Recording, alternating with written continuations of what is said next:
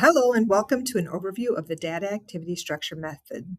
This is about elevating quality through activity structure. It's an acronym that we're going to touch on that can help you as you're planning activities for your young people. While I wish I could take credit for the idea, I want to give a shout out to Demetrius Shaw, Team Program Coordinator at Skyline Tower of CommonBond Communities. And Demetrius talks here about how this has been a meaningful concept for his work and outlines how it's been helpful for his young people in knowing what to expect. We're going to touch on why this is important, outline the DADA acronym, and provide examples of what it could look like for programming, as well as identifying your next steps to apply it to your upcoming activities.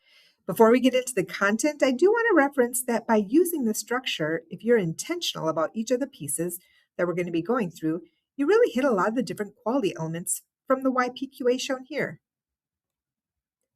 And if you're thinking about the SELPQA, these same components, if done thoughtfully, can support many scales there as well.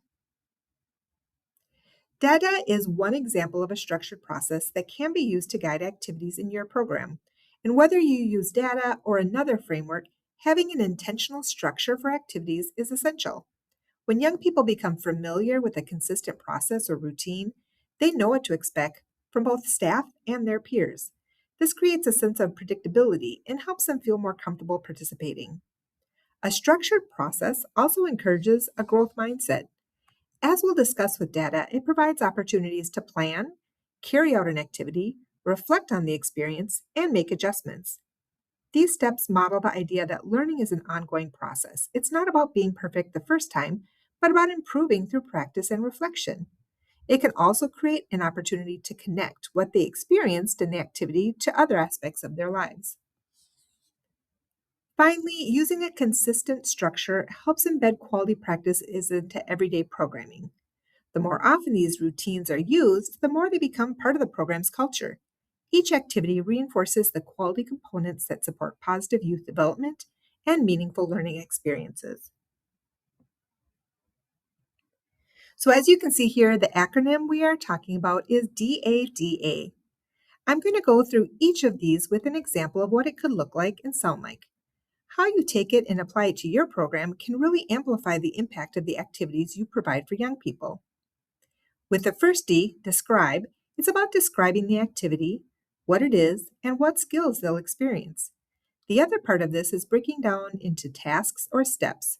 So the example here is, today we will have a paper airplane challenge and see how lift, drag, thrust, and weight impact their distance.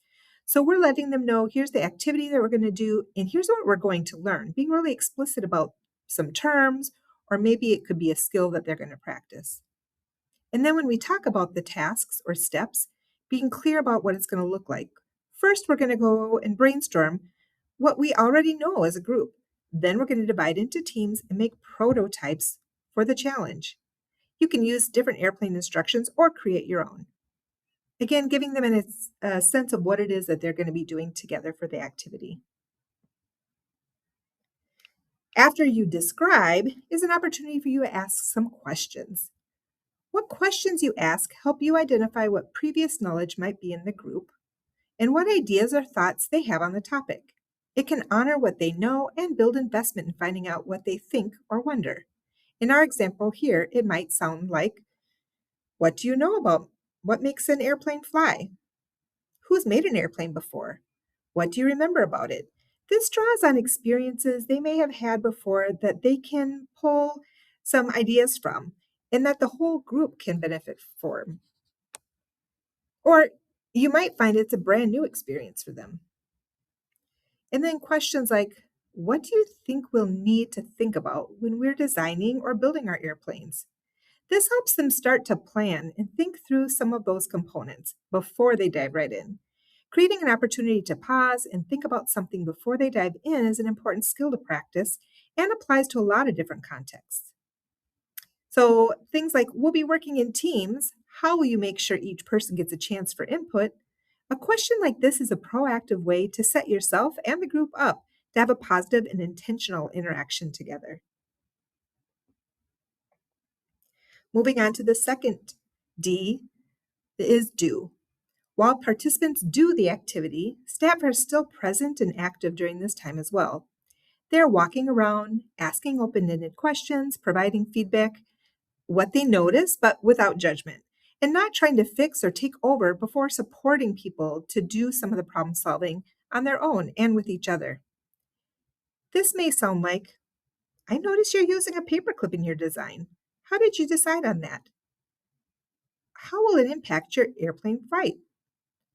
Asking them questions to help them think about and share what they're doing out loud is a great way for them to articulate what they know and maybe can help come up with some ideas that they're not sure about. It's also an opportunity to manage the challenge level. When you hear them express things where they're not sure of what's going on, it might sound like you sound stuck, and then create an opportunity for you to be able to talk through what the challenge is and help them think about or consider what they can do moving forward with their project. So let's try starting out with some basic designs first and then experiment making changes. And then the last A, adapt. One of the things we're modeling is how people can have an experience, learn from the experience, maybe struggle, and use what they learn for the future. It also provides feedback, not just for the young person and how they're doing the activity, but it also provides feedback to you, either about this particular activity or as you think about what they might need in the future. A big piece about this is modeling that growth mindset. We want everyone to understand that we can always learn something and continue to grow.